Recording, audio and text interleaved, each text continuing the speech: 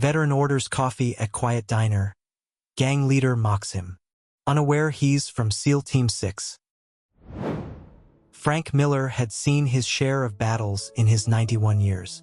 From the beaches of Normandy to the jungles of Vietnam, the decorated veteran carried memories that most people couldn't imagine. But these days, his battles were simpler, like trying to keep his hands steady enough to enjoy his morning coffee at Sally's diner. Every morning for the past 30 years, he'd occupied the same corner booth at Sally's, a small establishment off Route 66 in Henderson, Nevada. The vinyl seats were cracked, the coffee was mediocre, but it was home. The staff knew him, knew to bring his black coffee and blueberry pancakes without asking, knew that sometimes he needed a moment when the memories got too heavy. Sally herself had passed years ago, but her daughter Jenny kept the diner running with the same warmth and dedication. She'd grown up watching Frank come in every morning, listening to his stories about the war, about his late wife Margaret, about the men he'd served with. The photos on his phone were his pride, old black and white images of young soldiers standing tall, their eyes full of determination and hope. What most patrons didn't know was that beneath Frank's weathered exterior and gentle demeanor lay a man who had once commanded one of the most elite special operations units in military history. His medals, carefully preserved in a wooden box at home, told stories of extraordinary courage and leadership. But Frank never spoke about them. The real heroes, he'd always say, are the ones who didn't come home. These days, Frank's world had grown smaller. His daughter lived in Seattle, calling regularly but visiting rarely. His friends from the service had mostly passed on. Sally's diner remained his anchor to the world, a place where he could watch life go by and feel connected to the community he'd served for so long. That morning, as Frank eased his tired bones into his usual booth, everything seemed normal. Jenny brought his coffee with a smile. The regulars nodded their hellos, and the desert sun painted the diner in warm, familiar light. He couldn't have known that this ordinary Tuesday would soon turn into something that would remind everyone in Henderson about the true meaning of respect, brotherhood, and the long reach of military loyalty. The rumble of motorcycles shattered the peaceful morning atmosphere. A group of 8 bikers, wearing leather vests emblazoned with Road Warriors MC, pulled into Sally's parking lot. Their chrome-laden machines gleamed menacingly in the Nevada sun. Jenny's face tightened as they entered. These weren't the usual retired weekend riders who sometimes stopped by. These men carried an air of trouble, their faces hard and movements aggressive as they claimed the tables surrounding Frank's corner booth. "Hey, old-timer," the largest of them, a man with a scraggly beard and arms covered in crude tattoos, called out. "You're in our spot." Frank calmly sipped his coffee, his weathered hands steady despite the tension building in the air. "Been sitting here since before you were born, son?" he replied quietly, his voice carrying the weight of decades of command. "Plenty of other seats available." The biker's face darkened. His companions snickered, spreading out to form a loose circle around Frank's booth. The other patrons grew silent, their breakfasts forgotten as the scene unfolded. "Listen, Grandpa," the leader growled, leaning over the table. "Maybe you're hard of hearing, but this is our territory now. We just bought the old warehouse down the street, and this diner? It's our new hangout." Jenny stepped forward, coffee pot gripped tightly. "Leave him alone, Drake. He's a regular and a veteran." "Veteran?" Drake's laugh was ugly. "What, you want a medal for surviving this long, old man? Times have changed. Nobody cares about your ancient war stories." Frank's eyes, still sharp despite his age, studied the man before him.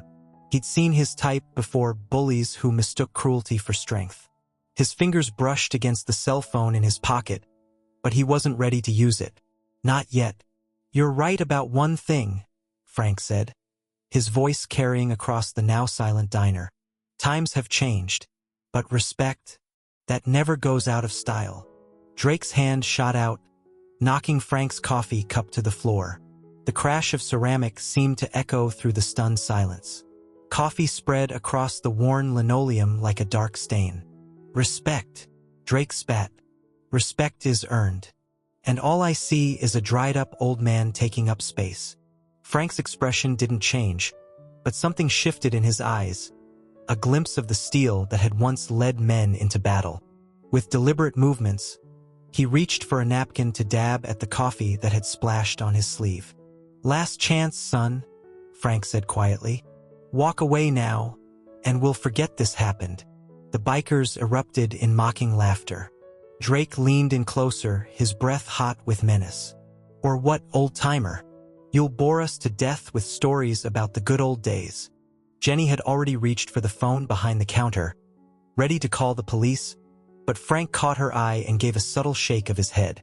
Instead, with movements that belied his age, he pulled out his own phone. "No," Frank replied, his finger hovering over a number he hadn't called in years. "But I think it's time you boys learned something about real brotherhood." Drake grabbed the phone from Frank's hand, holding it up mockingly. "Who you gonna call? The retirement home?" Frank's lips curved into a slight smile, one that would have worried anyone who truly knew his history. "Just some old friends who might be interested in teaching you about respect." The bikers roared with laughter, but they didn't notice how Frank's posture had straightened, how the tremor in his hands had vanished. They couldn't know that the number he'd been about to dial would set in motion events that would change everything in their small corner of Nevada. What happened next would become legend in Henderson. As Drake held Frank's phone, it suddenly buzzed to life. The caller ID displayed a simple JW, but Drake's face drained of color as he saw the accompanying profile picture. A distinctive emblem he recognized all too well. That's the SEAL Team 6 insignia. One of the younger bikers whispered, his bravado evaporating. Frank calmly reached out and took his phone back from Drake's now-trembling hand. "John Wilson," he said conversationally, as if discussing the weather. "My former XO. Retired now, like me, but he runs a private security firm just outside of Vegas. Employs about 50 former special operators. Good men. Loyal men." The diner had grown so quiet you could hear the sizzle of bacon on the distant grill. Jenny stood frozen behind the counter, watching as the atmosphere shifted palpably. "You see," Frank continued, his voice taking on the crisp tone of a commanding officer, 30 years ago, I commanded SEAL Team 6 Alpha Squadron. Did 3 tours in places so classified they still don't appear on any map. The men I led, they never forgot. We have a saying, Till Valhalla." Drake took an involuntary step back, his gang following suit. The leader's eyes darted to Frank's weathered hands, now seeing them not as frail appendages of an elderly man, but as instruments that had once dealt in precision and lethal efficiency. "But that's not all," Frank added, pressing a button on his phone. The screen lit up with a group photo. Frank, decades younger, standing among a group of hard-faced men in desert camo. Every man in this picture who's still alive meets once a month at the VFW Hall down in Boulder City. We were supposed to gather this weekend anyway. One of Drake's gang members, a man with a military bearing himself, suddenly inhaled sharply. "Holy shit," he muttered. "I know those faces. The desert ghosts. They're legendary." Frank's eyes met Drake's, and for the first time, the biker saw what lay beneath the elderly exterior. The unwavering gaze of a warrior who had led men through hell and brought them back.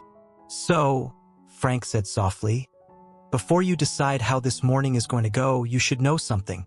That phone call I was about to make, it wouldn't have been to the police. It would have been to men who consider me family.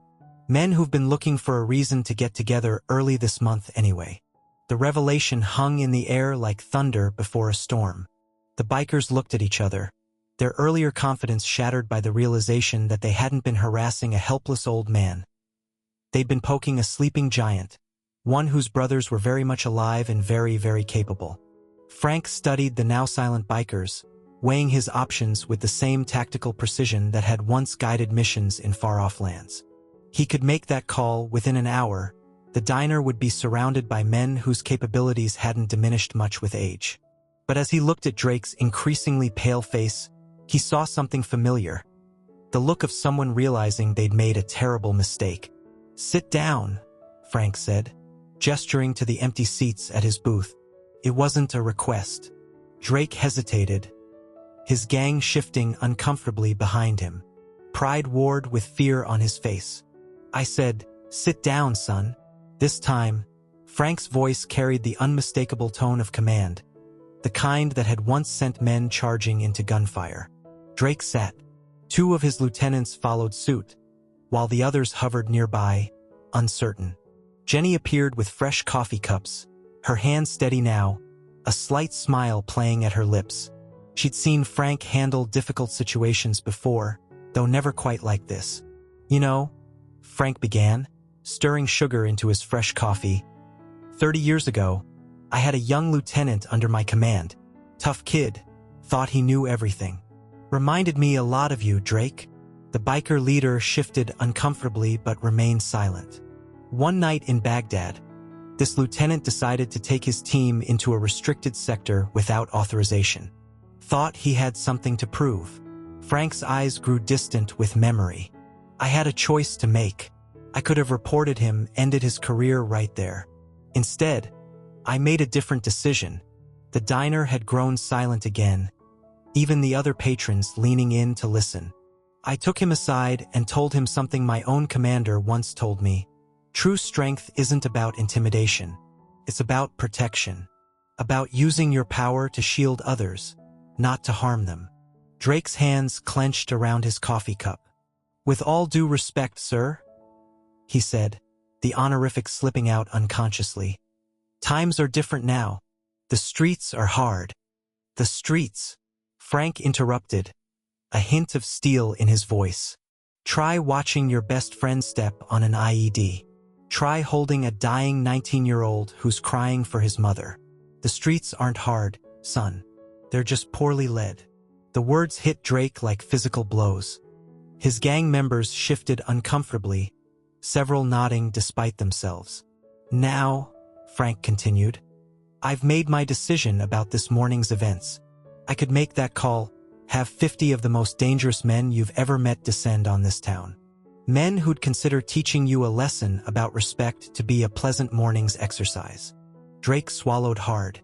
"But instead, I'm going to offer you something more valuable, a chance to change course." Frank pulled out his wallet, extracting a worn business card. "That lieutenant I told you about? He runs a veterans outreach program now. Helps former military and others find their way. Teaches them to use their strength for something meaningful." He slid the card across the table. Drake stared at it as if it might bite. "Your choice, son. Walk out that door and keep going down the path you're on, though I warn you, my friends and I will be watching. Or," Frank tapped the card, "take a different road. One that might actually earn you the respect you're looking for." The silence that followed was heavy with possibility. Drake picked up the card, turning it over in his hands. His tough exterior cracked just slightly, revealing a glimpse of someone younger, less certain. "The program," Drake said finally, his voice rough. Does it help with jobs?" Frank's expression softened slightly. "Everything from job training to counseling. Even helps with housing for those who need it. The Lieutenant Colonel Matthews now. He believes in second chances. So do I." The transformation in the diner was subtle but profound. The tension bled away, replaced by something almost like hope. Several of Drake's gang members had moved closer, eyeing the card with poorly concealed interest. Frank's decision to offer guidance instead of retribution hung in the balance. But as he watched Drake carefully pocket the card, he saw what decades of command had taught him to recognize: the moment when a man decides to change course. While the confrontation with Drake and his gang marked a turning point, life at Sally's diner continued its daily rhythm. But subtle changes began to emerge, rippling outward from that fateful morning. Jenny, inspired by Frank's handling of the situation, started setting aside day-old pastries and coffee for veterans who couldn't afford a hot meal. She'd seen something in Frank that day, not just the warrior he'd been, but the leader he still was. It reminded her of her mother Sally's philosophy: a diner isn't just about food, it's about community. Word spread through Henderson's tight-knit veteran community about what had happened at Sally's. Old soldiers, some who hadn't left their homes in months, began showing up for coffee. They'd nod respectfully to Frank, swap stories, and slowly form connections that had been missing from their lives. But the most unexpected development came from Mike, the youngest member of Drake's gang, who had recognized the SEAL team insignia. He started coming to the diner alone, always during Frank's morning routine. At first, he just sat quietly at the counter, but eventually he began asking questions about military service. "I enlisted once," Mike admitted one morning, staring into his coffee cup. "Made it halfway through basic before I got injured. Never felt like I belonged anywhere after that. The gang, they gave me something that felt like brotherhood." Frank listened, recognizing the hunger for purpose in the young man's voice. "Brotherhood isn't about patches on a jacket," he said quietly. "It's about having each other's backs, about serving something bigger than yourself." Mike nodded, then hesitantly pulled out a wrinkled application form for the local police academy. "Think it's too late for someone like me?" Frank studied the form, then the young man before him. "You know who would be perfect to help you with this?" Colonel Matthews. "Same man whose card I gave Drake." He paused, a slight smile crossing his face. "In fact, he's coming to town next week. Maybe it's time for a proper introduction." The diner had become more than just Frank's morning refuge. It was transforming into a kind of unofficial veterans outreach center. Jenny started keeping a bulletin board behind the counter, posting job opportunities, VA resources, and meeting times for support groups. Even some of the other bikers began to show up, not in groups but individually, each carrying their own stories of wrong turns and dead ends. They'd sit at the counter, order coffee, and inevitably find themselves in conversation with Frank or one of the other veterans who now made Sally's their second home. The change was subtle but significant, like watching a garden grow from seeds planted in uncertain soil. Frank observed it all from his corner booth, understanding that sometimes the greatest victories come not from confrontation, but from offering people a path to something better. The transformation of Sally's diner continued through the changing seasons. What had started as Frank's solitary morning ritual evolved into something far more meaningful. The relationships that formed within those walls began to weave a tapestry of healing and hope. Drake, to everyone's surprise, became a regular fixture, not as the intimidating gang leader he'd been, but as someone struggling to find his footing on a new path. He'd come in early, before his shifts at the construction job Colonel Matthews had helped him secure, often sitting quietly at Frank's booth. "The guys are splitting up," Drake confided one morning, his coffee growing cold. "Some are following my lead, looking for legitimate work. Others—" He shrugged, the weight of leadership still heavy on his shoulders, even in transition. Frank nodded, understanding the burden of responsibility for others' lives. "You can only show them the door, son. They have to choose to walk through it." Their conversations often turned to deeper waters, about fathers who'd never been there, about searching for identity in all the wrong places, about the difference between respect earned through fear and respect earned through service. Jenny watched these interactions with growing admiration. She'd known Frank for years as a quiet, reliable presence, but now she saw him as a mentor, a bridge between generations of lost souls seeking direction. The diner's atmosphere shifted subtly depending on who was present. When Mike studied for his police academy exams, other patrons would instinctively lower their voices. When a veteran was having a rough day, word would spread quietly, and others would gather nearby, offering silent support through their presence. One rainy Tuesday, a young woman in military fatigues entered the diner. She stood uncertainly by the door until Frank waved her over. "Sarah Martinez," she introduced herself. "Just back from Afghanistan. Someone at the VA mentioned this place." Before Frank could respond, Jenny appeared with coffee and a slice of apple pie. "On the house," she said warmly.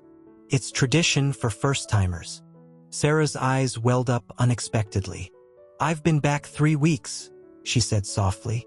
"This is the first place that's felt normal." Frank understood.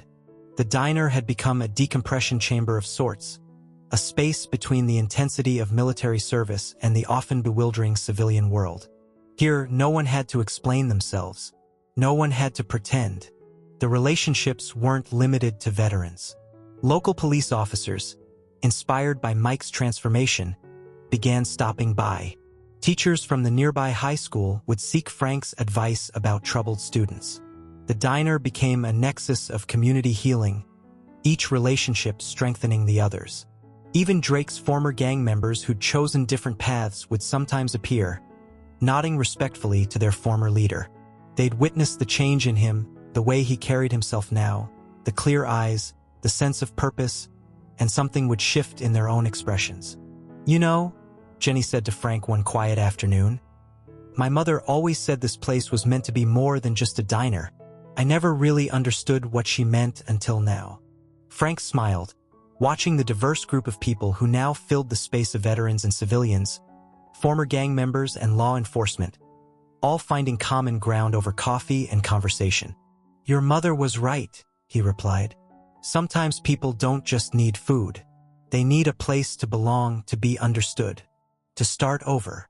The relationships that bloomed in Sally's diner weren't just between individuals. They were bridges between different parts of the community, healing old wounds and creating new possibilities. The true test of Sally's diner's transformation came on a crisp autumn morning when 3 black SUVs pulled up outside. The doors opened to reveal members of Drake's old gang, the ones who hadn't followed his path to redemption. They were led by a man known as the Ghost, Drake's former second-in-command who had taken control of the remaining gang members. The breakfast crowd tensed as the group entered, their boots heavy on the linoleum floor. Frank remained calm in his usual booth, though his eyes tracked every movement with military precision. Jenny stepped forward, her voice steady. "Welcome to Sally's. Coffee?" The Ghost ignored her, scanning the diner until his gaze locked onto Drake, who sat at the counter in his construction company uniform. Well, look what we found, our former fearless leader, playing house with the civilians." Drake set down his coffee cup slowly. "What do you want, Marcus?" "Marcus." The Ghost's face twisted. "You're using real names now? How domestic." His voice hardened. "You left us hanging, Drake. Left us with unfinished business. Some people down in Vegas aren't happy." The tension in the diner ratcheted up. Several veterans present exchanged subtle glances, their bodies shifting imperceptibly into defensive positions. Frank stood up, his movement drawing all eyes. "Son," he addressed the Ghost, "I suggest you take this conversation elsewhere. This is neutral ground." The Ghost turned, really seeing Frank for the first time. Recognition flickered in his eyes. He'd clearly heard about the SEAL Team 6 incident. But instead of backing down, he sneered. "Neutral ground? This is your headquarters now, isn't it? Where you turn real men into lapdogs." "You're wrong," Drake said, standing. "This place, these people, they showed me what real strength looks like. It's not about intimidation. It's about protection," Frank finished, moving to stand beside Drake. "About using your power to shield others, not harm them." The Ghost laughed, but there was uncertainty in it. The diner had grown very still, and he was suddenly aware that many of the civilians present were sitting with military bearing, their eyes cold and evaluating. "You know what your problem is, Marcus?" Drake said quietly. "You're still fighting wars that don't exist, just like I was. But there's another way." "Another way?" The Ghost spat. "Like working construction? Like paying taxes? Like having a purpose," Frank interjected. "Like being part of something that builds up instead of tears down." The Ghost's hand twitched toward his jacket, and several veterans tensed. But before anyone could move, the diner's door chimed. Colonel Matthews walked in, followed by 2 men in suits, federal agents, their badges visible on their belts. The timing wasn't coincidental. Frank had texted him when the SUVs first pulled up. "Gentlemen," Matthews said pleasantly, "I believe we need to have a conversation about some outstanding warrants in Nevada." The Ghost's face went pale. His followers began backing toward the door. "However," Matthews continued, "given the success of our rehabilitation program, there might be some flexibility in how we proceed, assuming everyone makes good choices in the next few minutes. The ghost looked around the diner, at the veterans ready to act, at the federal agents by the door, at Drake standing tall beside Frank. In that moment, he saw what Drake had seen months ago. A crossroads, a chance to change course. His shoulders slumped slightly. What kind of flexibility? Frank stepped forward. The same deal Drake got. A chance to start over. To be something more than just another thug with a motorcycle.